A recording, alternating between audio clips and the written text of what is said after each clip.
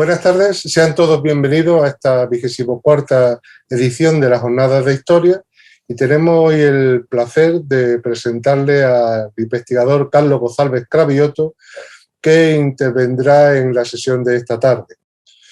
Carlos González Cravioto no necesita presentación, pues es un investigador que ha tenido una larga trayectoria profesional, en la cual se ha ocupado de forma reiterada de los temas más diversos sobre Ceuta y sobre la región del Estrecho de Gibraltar en general. Carlos ha desarrollado diversos proyectos, tanto en España como en el norte de África, y es miembro del Instituto de Estudios Ceutíes y un colaborador habitual de estas jornadas de historia. Y quisiera agradecerle una vez más su amabilidad, su colaboración y su disposición a participar en las mismas, que es para nosotros un completo honor. Hoy nos va a tratar de un tema en el marco de esta jornada que lleva como título Mitos, dioses y héroes en la Mauritania tingitana, notas de historiografía hispana. Él se ha ocupado del tema de la mitología del Estrecho en varias ocasiones y es un reputado experto en la historia de esta región y también en estos aspectos mitológicos de los que hoy nos va a hablar. Así que dándote la bienvenida y agradeciéndote una vez más tu colaboración con esta nueva actividad del Instituto, pasamos a escuchar tu intervención. Muchas gracias, Carlos. Muchas gracias, Fernando, por tu amable presentación. Y gracias también al Instituto de Estudios Ceutíes por permitirme dirigirme a todos ustedes en esta nueva edición de la jornada de historia de Ceuta. Cuando se me indicó el tema de la mitología, que es un tema que yo he tratado en mi época juvenil, digámosle así, tuve problemas para encontrar la temática, puesto que la mitología es un tema que bastante acotado en sí hasta cierto punto, por lo menos desde el punto de vista histórico. No así desde el punto de vista literario, poético, incluso filosófico, del cual no voy a tratar. Entonces pensé en el tema de la historiografía como una forma de dar una aportación nueva al estudio de la mitología. Lo que pasa es que normalmente cualquier trabajo de historiografía, pues realmente lo más importante y lo más interesante son las notas bibliográficas, y que ustedes verán cuando se publiquen las actas de esta jornada, pero que si yo ahora mismo les empiezo a relatar una lista de autores con sus obras correspondientes, pues yo creo que ustedes huirían despavoridos de las pantallas de su ordenador ante tamaño rollazo. Por ello, pues voy simplemente a esbozar una bibliografía básica, pero más o menos las tendencias y significado de cada uno de los mitos que están relacionados con esta parte del norte de África. La mitología es sin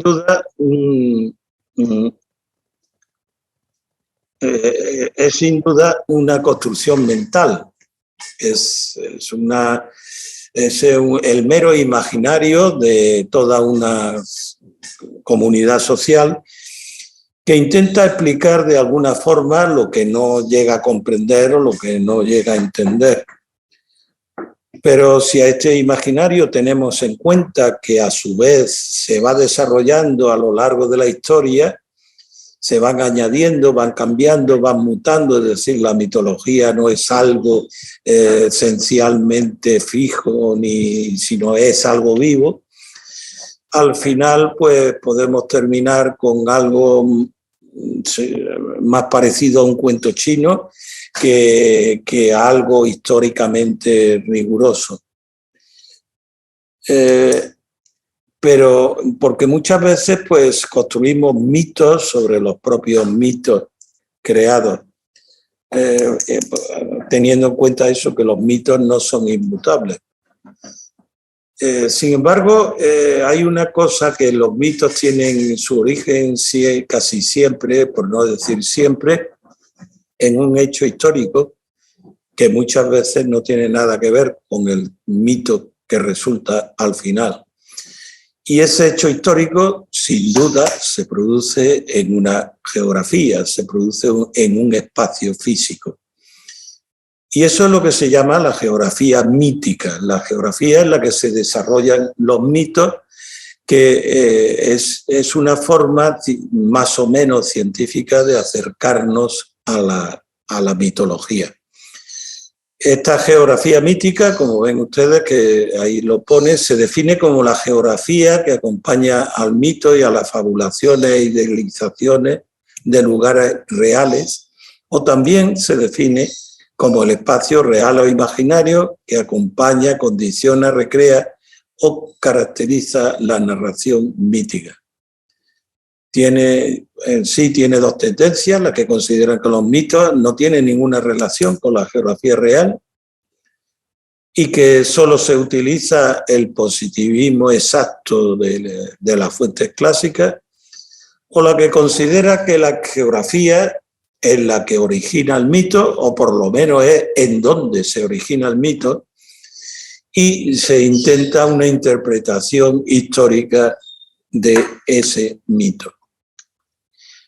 La península tingitana es una tierra de mitos, porque como confín del mundo conocido, y tenemos en ella pues 3 ciudades especialmente que abarcan todo el contenido mítico de la antigüedad clásica. Son las ciudades de Septem, por un lado, que es Ceuta, la ciudad de Tingi, por otro lado, y la ciudad que es Tánger, y la ciudad de Lixus.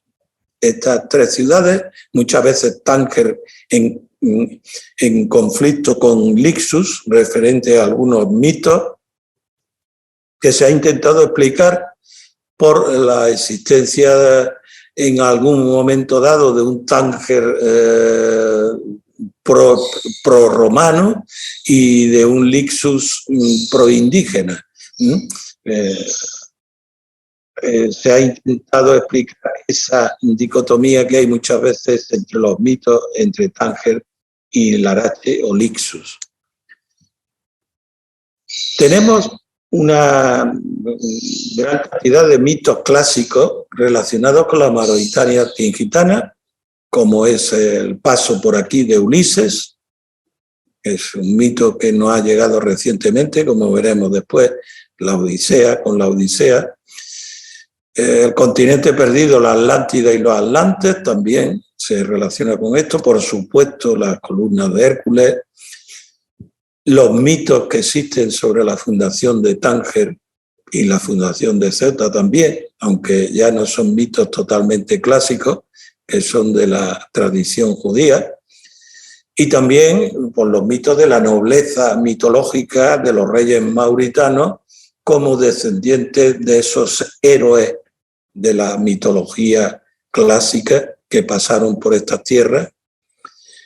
Tenemos también el mito de la lucha de Versus contra Anteo, y llamémosle la tomadura de pelo que le hace Hércules a Atlas para robar las manzanas de las Hespérides. El mito de Noctiluca, la diosa de la luna, en la isla de la luna. Y uno de los mitos que ya sí están dentro de los 12 trabajos expresos de Hércules, además de las columnas, está el robo de las manzanas de oro del jardín de las Hespérides. Bien, el primer mito que vamos a considerar es el mito de la Odisea. Según el poeta Homero, lo resumo muy brevemente, según el poeta Homero, Ulises, tras la guerra de Troya, embarca para volver a su tierra a Ítaca, pero una tempestad lo arrastra los navíos hacia Occidente. Este Occidente pues ha pasado por muchos sitios, como veremos, ha pasado por muchos estrechos, pero en todos esos viajes que hace Ulises a través del Mediterráneo, tiene lugar un sinfín de aventuras, y una de ellas es el paso entre un estrecho marino que estaba formado estaban Escila, dos personajes, Escila y Caristis. Escila en la isla de Ogygia, que era un monstruo que, así como por ejemplo Caristis absorbía el agua 3 veces al día y la devolvía al mar 3 veces al día, formando unos enormes remolinos, en el caso de Escila lo que hacía era lanzar unos cánticos que atraían a los marineros, que los volvían locos y se lanzaban al mar. Para ello, pues Ulises se ata al mástil, como lo vemos representado aquí en un vaso, poder oír esos cánticos y no tener posibilidad de lanzarse al mar en ese momento. Esta isla de Ogygia, donde vivía Escila, ha pasado por todos los estrechos del Mediterráneo. Tradicionalmente se ha venido considerando que estaba en el estrecho de los Dardanelos. Después se pasó al estrecho, su existencia se identificó con el estrecho de Messina, y posteriormente, con los trabajos de Víctor Vera a principios del siglo XX, indicó que esa isla de Ogygia pues no era ni más ni menos que la isla de Perejil, o la isla de Tauras, según otros personajes. Víctor Vera, en su magnífica obra de las navegaciones de Ulises, pues hace un recorrido y va él con su barco por todo el Mediterráneo, recorriendo todas esas geografías míticas de la Odisea, ¿no? Y concluye con que esa isla era la isla de Perejil. La gruta de las 7 fuentes es la fuente que hay en Benzú, que ha estado abasteciendo de agua hasta hace relativamente poco. Estas fotos son de un fotógrafo que acompañó a Víctor Vera, Boissonnet, ¿no?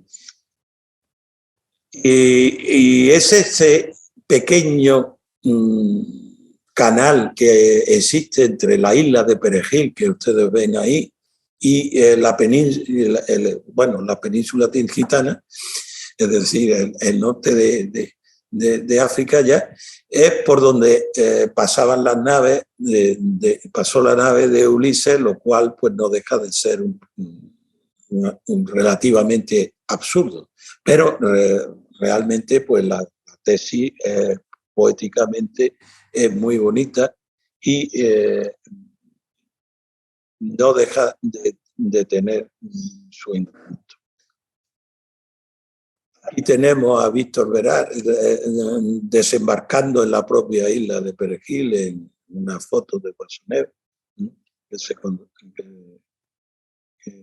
fotógrafo profesional maravilloso, que hizo una foto estupenda de todo el viaje que hizo Víctor Vera buscando los paisajes de la Odisea. Bien, apenas lanzó Víctor Vera su hipótesis por primera vez de que la isla de Perejil era la isla de Calipso, enseguida pues varios autores, no demasiados, pero varios autores pues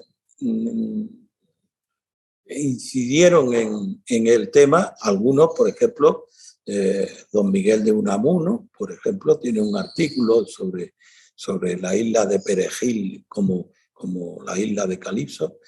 Y sobre todo el que más trató ese tema de una forma, vamos, copiando los datos que ya aportaba Víctor Veral, pero en fin, de una forma extensa, fue el periodista Enrique Arqué. Bien, tenemos la gruta de Calipso en Benzú, donde está supuestamente la gruta de las 7 fuentes, y luego la gruta de Hércules en Tánger.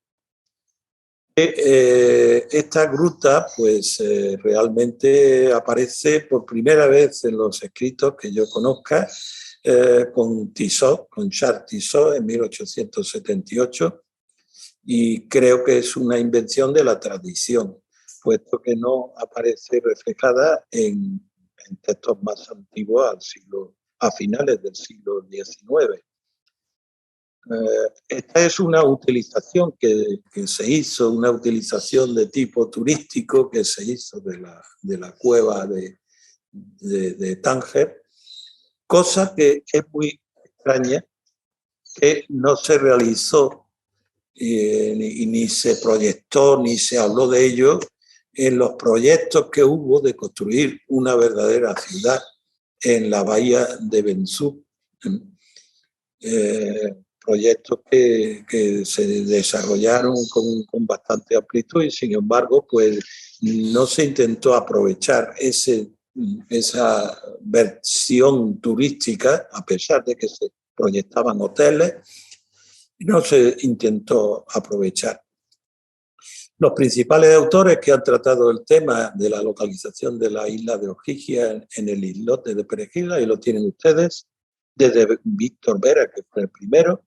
El político Joaquín Costa también tiene varios, no uno, sino varios artículos al referente. Don Miguel de Unamuno también trató el tema. García Vaquero, Enrique Arqué, Carlos Cossack y yo mismo, también los años 78, 80. Bien, pasamos a otro de los mitos relacionados con estas tierras, que es el continente perdido, la Atlántida y los Atlantes. Realmente lo que se ha escrito sobre este tema es enorme, no tiene fin, sobre todo en lengua inglesa, en lengua castellana, en castellano bastante menos. Pero es un tema muy recurrente, pues buscando por desde el siglo XIX y ya todo el siglo XX,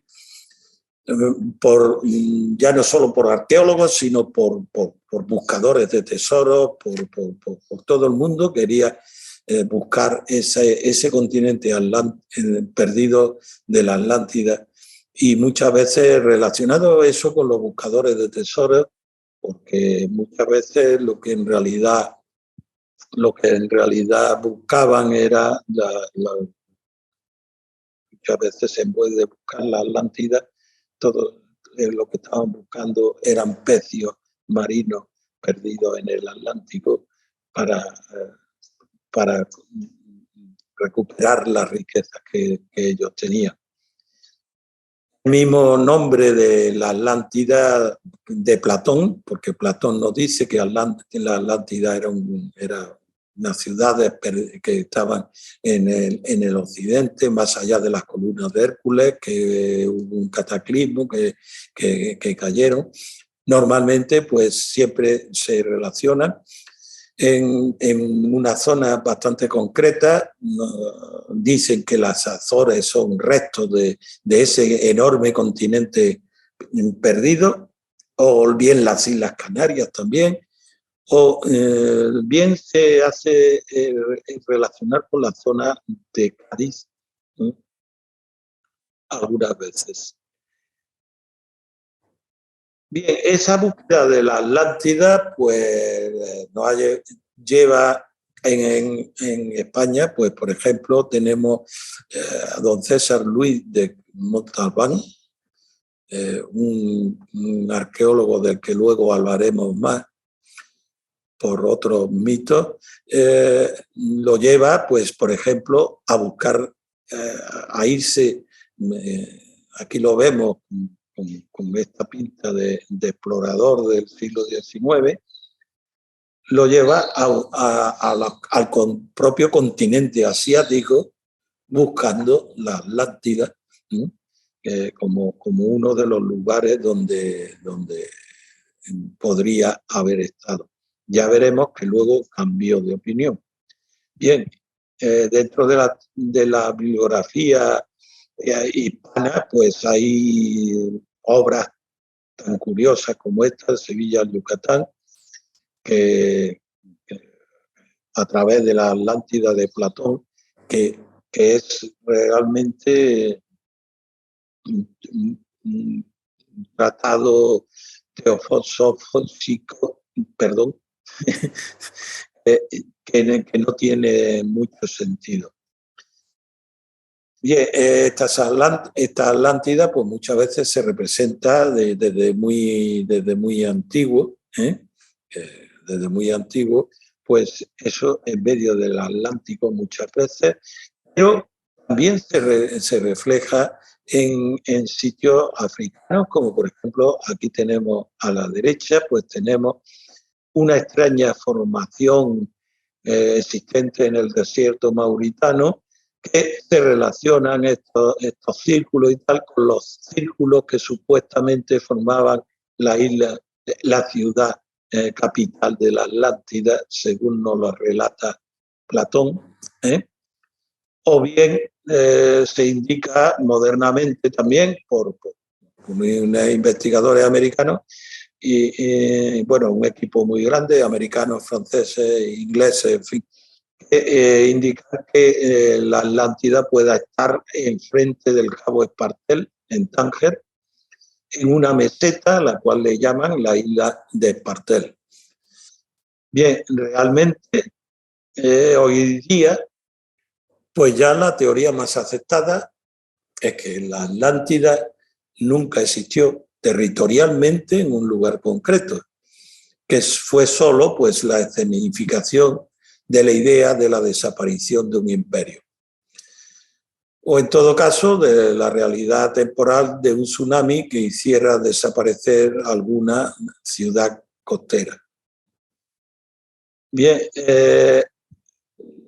referente a la Atlántida, pues también tenemos la localización de Hesperia, que se localiza, también es una tierra mítica, que se localiza en 3 sitios fundamentalmente, en el sur de la península ibérica, en las Islas Canarias, pero también en la península tingitana.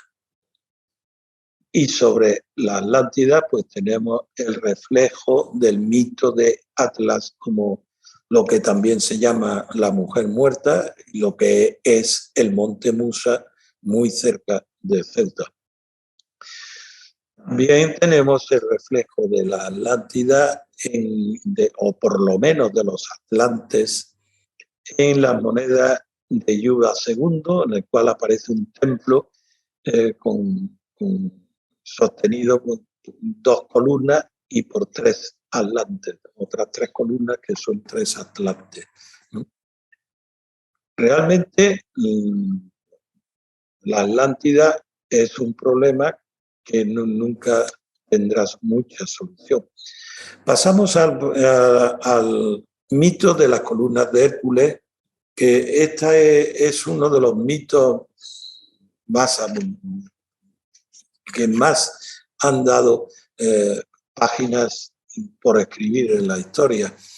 Ya desde las primeras épocas pues se hablaba de esas columnas de la Hércules, se reflejaba en los mapas como estos que tenemos aquí, el itinerario de Antonino, bueno, una reproducción supuesta del itinerario de Antonino en el siglo XVI, o aquí también lo vemos representado por lo menos en una de las 2 columnas, la columna africana, posiblemente reflejándonos en el monte Hacho.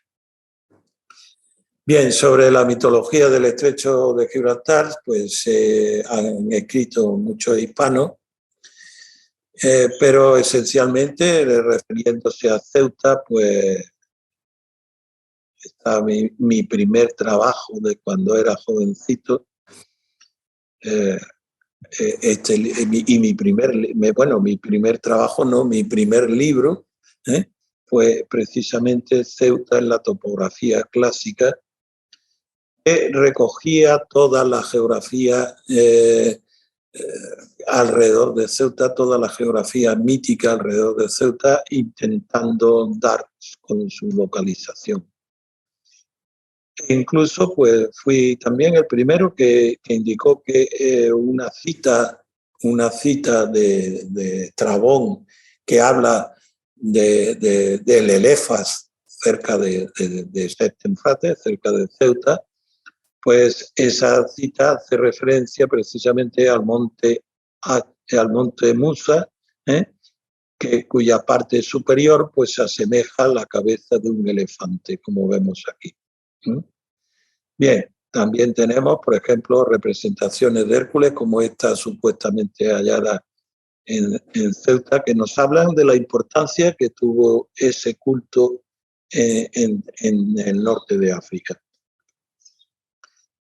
Bien, otro libro también sobre un poco posterior ya que hice sobre los mitos y leyendas de Ceuta. Y aquí ven ustedes los principales autores, hay muchísimos más, por supuesto, pero aquí tienen ustedes los que dedican más páginas y más texto, digamos, al mito de las columnas de Hércules. Realmente las columnas de Hércules pues era el final del mundo conocido, era la entrada al mar tenebroso que muchas veces se dice y se ha escrito mucho sobre que ese mito era un mito creado para afirmar, digamos, el cierre del estrecho a aquellos navegantes que no fueran púnicos, que no fueran semitas. Y parece ser que hasta cierto punto pues tenían razón, pero realmente el mito era anterior a ese supuesto cierre del estrecho. No, bueno, supuesto no, verdadero cierre del estrecho, pero que no duró mucho tiempo tampoco. Bien, aquí tenemos la interpretación según Tissot de los topónimos, de esos dos topónimos que formaban la columna de Hércules, porque la columna de Hércules, hay quien dice, incluso Estrabón recoge la controversia ya en el mundo antiguo, de si esas columnas de Hércules eran o bien unas columnas que había en unos templos, supuestamente en el de Cádiz o en el de Lixus sobre todo, o esas columnas de Hércules eran montes a ambos lados del estrecho, o bien a ambos lados del estrecho en esos montes había columnas o altares que formaban como las columnas de Hércules. Se habla de la columna de Hércules africana, que Ávila, que Tissot la pone en el Monte Hacho, y bueno, y la ciudad de Septemfrate, que indudablemente estaba en las colinas, en las 7 colinas que forman el limbo celtic. Bien, aquí reproduje también, en el libro también reproduje la Ceuta según Avieno, Estrabón, Plinio y Pomponio Mela, con la identificación de los lugares relacionados con la mitología. La isla de la Luna, que luego hablaremos de ella, de Avieno, pues, por ejemplo, García Bellido dice que decía que era el islote de Perejil. Yo puse que podría haber sido el islote de Santa Catalina. Tenemos el Elefas de Estrabón en el Monte Musa, Sextenfrate, que según los autores clásicos tendría que estar en las 7 colinas del himno. Y luego Ávila, la columna africana, que o bien estaba en el Monte Acho, aunque para otros autores estaba en el Monte Muso. Bien, si hablamos de la columna europea, la columna de Calpe, pues evidentemente se hace referencia al Monte Gibraltar, si estamos hablando de eso. Ahí tendrían que estar los altares y a Hércules. Se supone, se sospecha que, por ejemplo, en la Gorja de Gibraltar, que es una cueva que solamente, bueno, ahora ya sí, pero antes solamente tenía acceso por el mar, y aparecieron centenares de ídolos, que hacen referencia a un santuario. Se piensa que podría haber sido también ese sitio, pues el santuario del Monte Calpe en Gibraltar. Y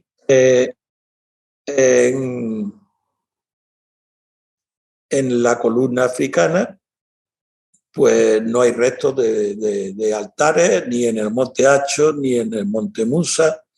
Solamente en el Monte Musa tenemos esto que en algún momento alguien dijo que podían ser el templo a Hércules, por la existencia de estos sillares. Realmente se trata de un edificio curioso y muy bien hecho, pero parece corresponderse con una rábita, en todo caso medieval, más que con un templo antiguo. Bien, ya nos dicen que existía la costumbre en el mundo antiguo de colocar 2 columnas como hitos de una navegación, o también para señalar normas o 2 códigos. En esto tenemos la semejanza con los 10 mandamientos, en 2 columnas, en 2 tablas, reflejando los códigos de conducta. Las verdaderas columnas de Hércules, Ávila y Calpe, eran columnas quizás existentes en algunos de los templos de Hércules, como Cádiz, Lisu, Monte Acho, Gibraltar, Monte Musa, o en las Islas Canarias, o eran montes a ambos lados del estrecho, Monte Acho, Gibraltar, Monte Musa. Hay autores para todos los gustos y que reflejan todas estas teorías que hemos reflejado. Realmente, cuando se habla de las columnas, cuando se habla como isla en algún momento, pues es evidente que vista desde algunas zonas, pues tanto Gibraltar como el Monte Acho podían asemejarse a islas, puesto que son penínsulas unidas por un estrecho istmo. Bien, en las monedas pues tiene su reflejo también el culto a Hércules. Aparece en las monedas de Mauritania, aparece en la cerca de 3 ciudades relativamente importantes, 2 de la península tingitana, como Tingil, aparece la efigie de Hércules, y aparece la efigie de Hércules también en Lisus. Y ya más alejado en el Mediterráneo, aparece en la ciudad de Icosio. Bien, pasamos a analizar los mitos de la fundación de Tánger y de Ceuta y la nobleza mítica de los reyes mauritanos. Hay muchos autores que nos hablan de la fundación de Tánger y todos, pues, o casi todos, nos dicen que la fundó Anteo, que era un gigante, que era un atlante, en realidad, y que era hijo de Poseidón, el rey, el dios del mar, y de Gea, la diosa de la tierra, que se casó con Tinja. De ahí le viene el nombre a Tánger. No existe también la teoría de que era función de Sifax, que era hijo de Anteo y de Tinja. Después Hércules se casó con Tinja después de matar a Anteo. Y también hay quien dice que fue una fundación de Hércules. Normalmente las ciudades importantes del mundo antiguo pues hacían venir su estirpe pues de héroes. Alejandro Magno había fundado un montón de ciudades, lo cual no se sabe, no son ciertas.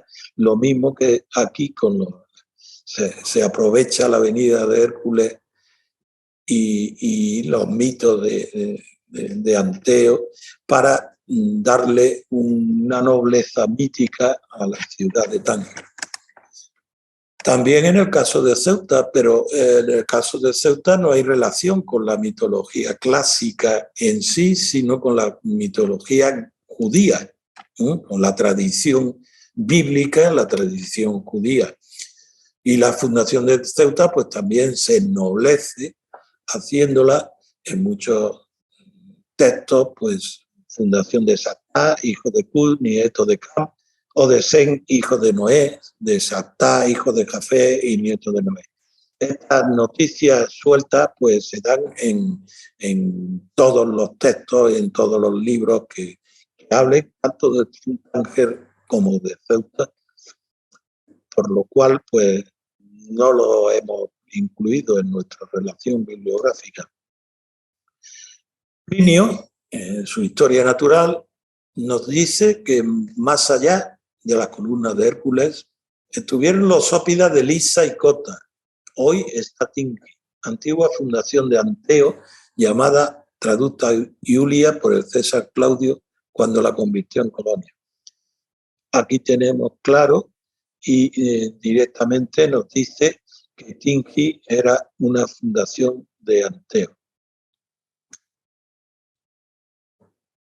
El culto a Hércules pues se figura también en la numismática y no solamente a Hércules, sino a Ayuba II como descendiente de Hércules. También los reyes mauritanos se hicieron descendientes de Anteo, o bien de Anteo, o bien de Hércules, para ennoblecer su origen y, digamos, mitificar y divinizar su figura. Hay monedas de Yuga II con los atributos de Hércules, por ejemplo, la piel de león o la clava, como en este caso de la moneda número 620 de Masa. Bien, hablábamos antes de Anteo y hablamos también de Hércules. Otro episodio que tiene Hércules tiene lugar contra Anteo y contra Atlas.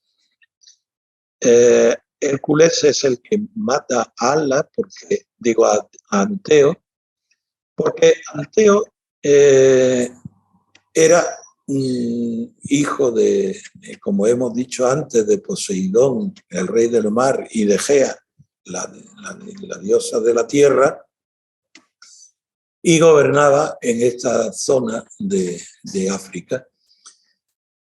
Y cuando llegaba cualquier visitante a esa zona, pues Anteo lo mataba y estaba construyendo un templo a su padre Poseidón con los cráneos de los que pasaban por allí. No admitía, digamos que no admitía turistas de ningún tipo.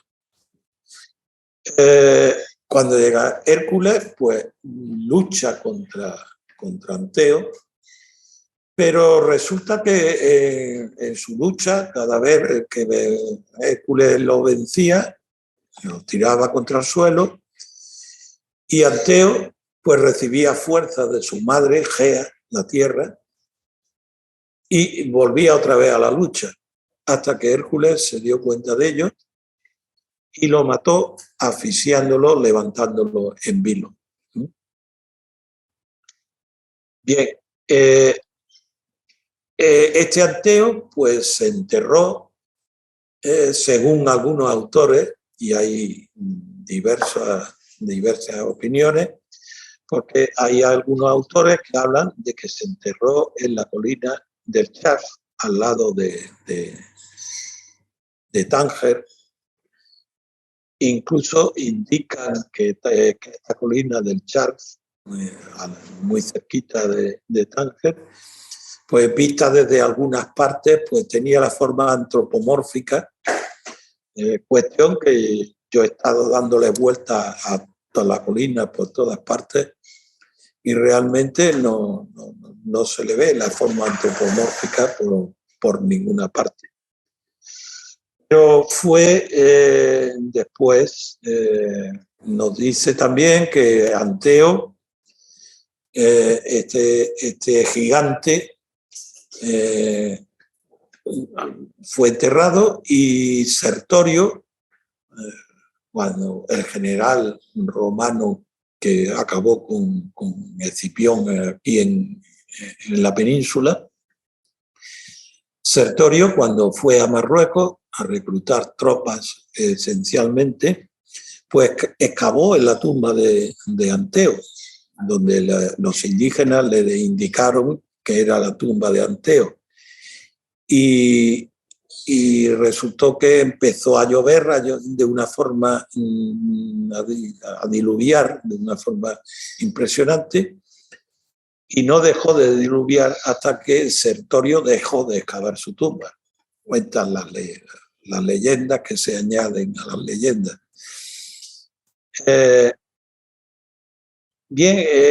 Basándose en todo esto, pues César Luis de Montalbán, el arqueólogo del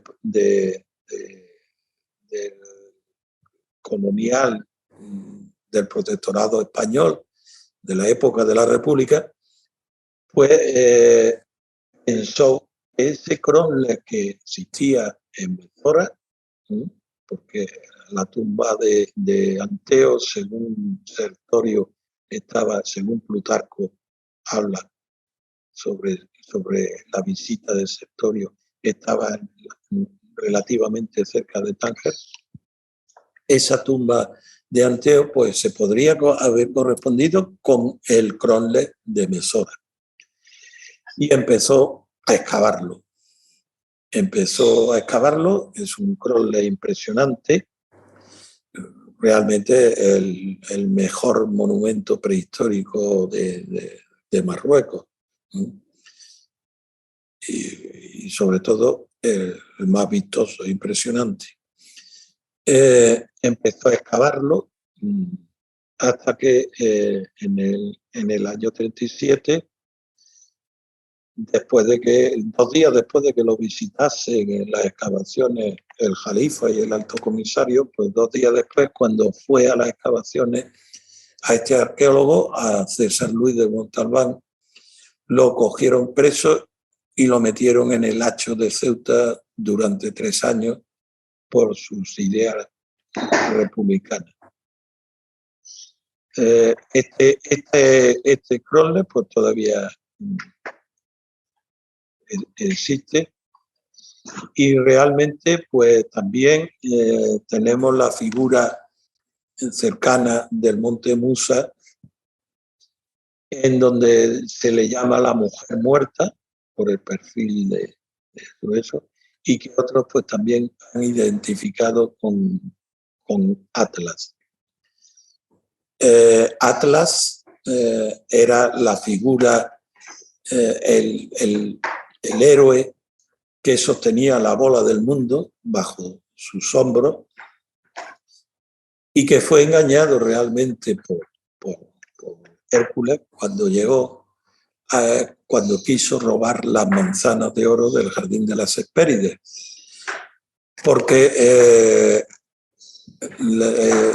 Atlas era el padre de las Hespérides, que eran 3, y Atlas le dejó la bola del mundo a Hércules para que la sostuviera mientras él accedía a esas manzanas y las robaba gracias a la confianza que tenía con las Hespérides. Vamos, cosas de familia. Y ese Atlas, pues también hay algunos autores que indican que quedó petrificado por Perseo para que no le costase tanto sostener la bola del mundo, y hay quien habla de que se corresponde con la mujer muerta. Hay varios autores que tratan de ese tema. Bien, pasamos al mito de Noctiluca, la isla de la luna. Se ubica actualmente en varios sitios también. Hay una isla de la luna que es malagueña, cerca de Mainaque. Se nos habla de ella cerca de Mainaque, que según María Teresa Aubet podía estar en la desembocadura del río Guadalhorce, que en el Cerro del Villar, que allí era una isla. Tenemos aquí la representación de las monedas de Malaca con ese culto significativo hacia la luna, y un trabajo mío sobre la isla de la luna malacitana. Pero también pudo estar en la desembocadura del río Vélez, que también formaba una isla, como vemos aquí. Bien, y pasamos a otro de los mitos más discutidos, que es el del jardín de las Hespérides. Este mito pues tiene una enorme bibliografía hispana sobre todo. Ya hemos visto que los mitos se van desplazando de unos lugares a otros, que muchas veces no hay unanimidad para ubicar un mito en un determinado sitio, pero en este caso tenemos la cita concreta de Plinio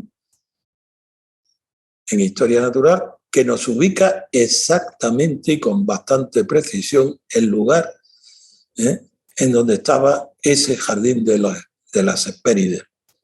Aunque, como vemos también, ahí abajo ven ustedes que Pomponio Mela, sin embargo, pues sitúa el jardín de las Hespérides en otro sitio, enfrente de la costa atlántica africana, haciendo referencia sin duda a las Islas Canarias. Sin embargo, Plinio pues, nos dice que en Lisus se alzó el palacio de Anteo, tuvo lugar su lucha contra Hércules y estuvieron el jardín de las Hespérides. El mar forma aquí un estuario de bordes sinuosos en el cual se explica el dragón y su guardia. Este estuario abarca dentro de sí una isla que, aunque más baja que el resto de la costa vecina, la marea ascendente no llega a negarla. En ella se ve un altar y no queda nada de aquel célebre bosque que daba manzanas de oro, más que unos acebutes.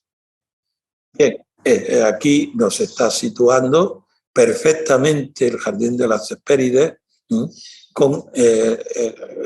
en el río Lucu. Así lo vio el arqueólogo español que les he citado anteriormente, César Luis de Montalbán, que realizó un formidable trabajo que hoy día, por supuesto, ya está superado, cuyo informe se conserva en 2 tomos en la Biblioteca Nacional de Madrid,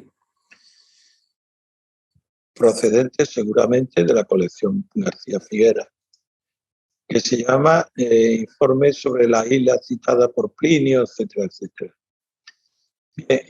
Uno es el informe y el otro son los gráficos sobre el informe. En los gráficos pues aparece un montón de fotos, algunas de ellas aéreas, de mala calidad, pero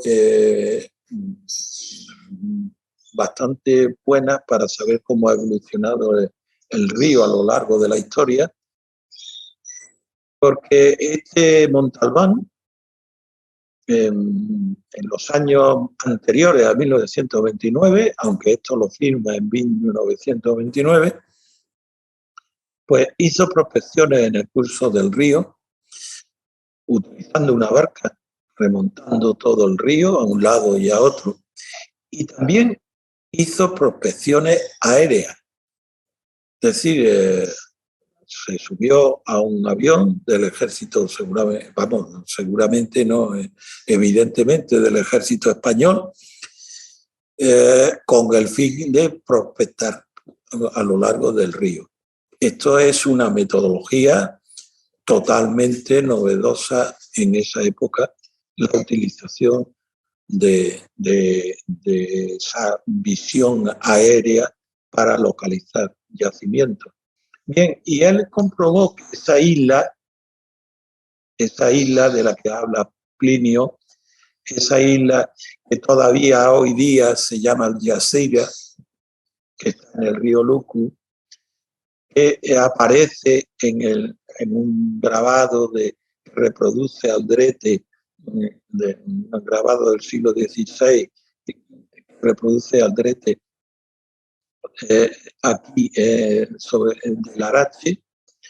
Bien, esa isla pues la encontró unos muros y unas murallas, y entonces identificó con exactitud esa isla y identificó con exactitud el jardín de las Hespérides, según él.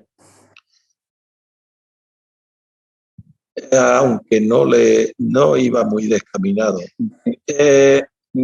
Aquí en un meandro del río, no sé si lo ven ustedes, aquí en este meandro del río, pues este rectángulo que pinta aquí, lo pinta como el templo de Hércules. Y todo este perímetro en este dibujo, todo este perímetro, que no lo puedo señalar, pero en fin, alrededor ven ustedes que se forma un perímetro. Ese perímetro pues se corresponde con lo que supuestamente él pues dice que es el jardín de las Hespérides. Luego después no habla de ese templo de Hércules, porque después del año 29, después de lo que habla es de precisamente de la fortaleza que construyeron los portugueses en un sitio muy próximo a ese, que es la fortaleza de la Graciosa, que él excavó y que su informe luego lo publicó García Figueras como si fuese suyo. Bien, esta es la ubicación de donde está hoy día no la ruina, bueno, las ruinas están debajo, pero no se ven en absoluto por los aluviones del río, pero donde se sitúa la fortaleza de la Graciosa. Y a unos 300 metros más hacia el este es en donde él coloca el templo de Hércules, que seguramente pues serían algunos de los muros exteriores de la fortaleza de la Graciosa. Bien, él mismo pues luego decía que ni remotamente se puede pensar que Lissus fuera el lugar en el que Plinio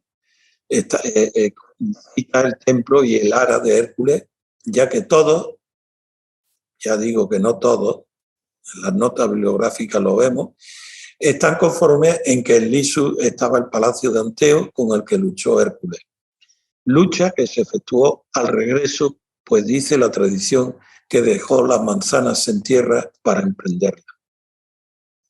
Bien, en las monedas de Lixus, pues vemos la existencia de un templo al aire libre, de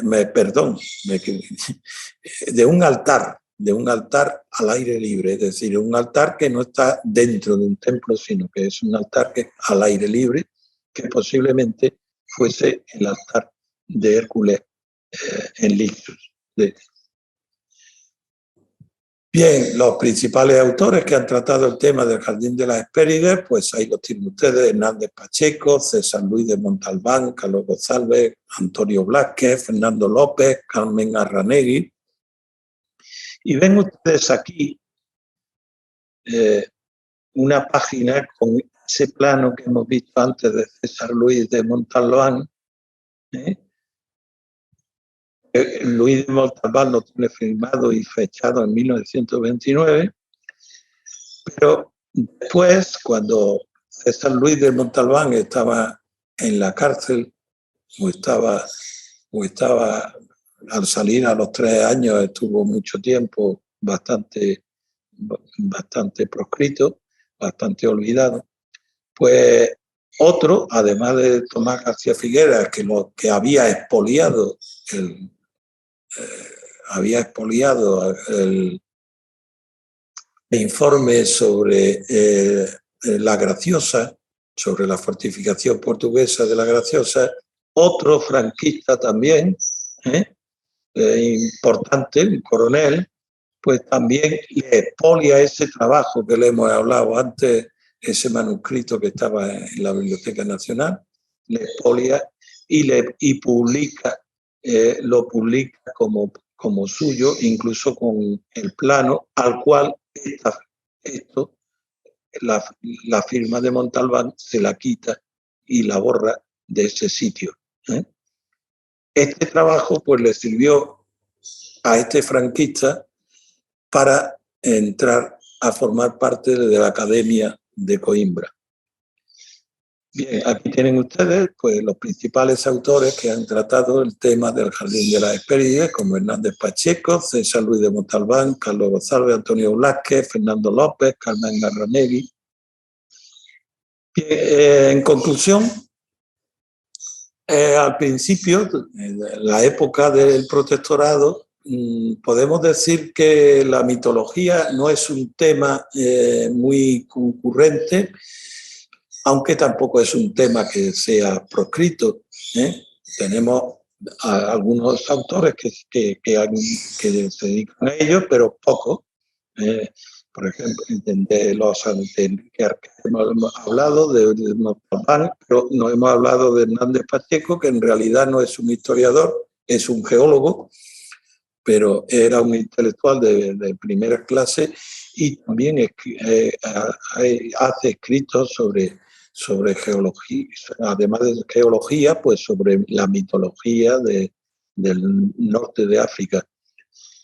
Tras el protectorado, pues podemos decir que hay a nivel histórico, en todos los aspectos, hay un parón en la producción bibliográfica, hay un parón impresionante y solamente pues los personajes que tanto en historia como en el tema de la mitología, pues solamente personajes muy unidos al norte de África continúan con el tema, con los temas de investigación histórica. En este caso, pues yo mismo y Carlos Posasmón son los que mantienen, digamos, eso. Carlos Posac en la exégesis de los mitos y en mi caso, pues me centro más en la identificación geográfica de esos mitos.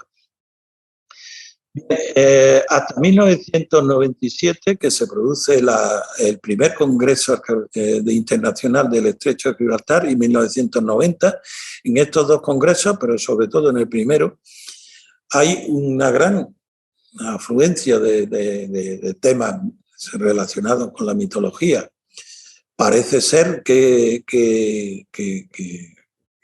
la mitología va a ser un tema, la mitología del norte de África va a ser un tema que va a resurgir, pero no ocurre así. Estos dos tomos pues están llenos de trabajos de autores sobre mitología que luego no han vuelto a escribir nada más de mitología. Ahora hay bastantes autores, bastantes que hablan de mitología aquí.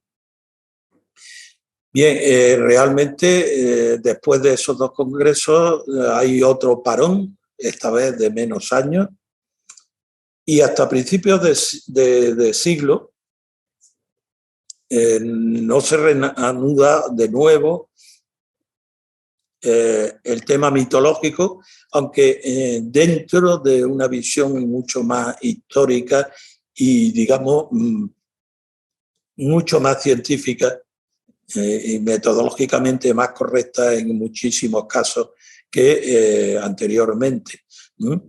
El caso de mi hermano Enrique González Cravioto, el caso, por ejemplo, de Salvador Bravo con su tesis doctoral, y a partir de ella un montón de artículos. José María Blázquez, pues también en la última época de su vida, pues también le dedica bastante al tema mitológico y lateralmente a la zona del norte de África. Y hay otros trabajos, sobre todo de la colonización fenicia, que tocan de soslayo, aunque de una forma muy correcta, el tema de la mitología del norte de África. En los últimos años, los trabajos, por ejemplo, de Fernando López Pardo, pobre ya fallecido también, al igual que los de mi hermano también fallecidos, pero ambos también se han hecho tesis doctorales bajo su dirección, que también incluso de marroquíes que inciden en el tema de la mitología, o por ejemplo hay marroquíes que se han dedicado al tema de la divinización de los reyes mauritanos, etc.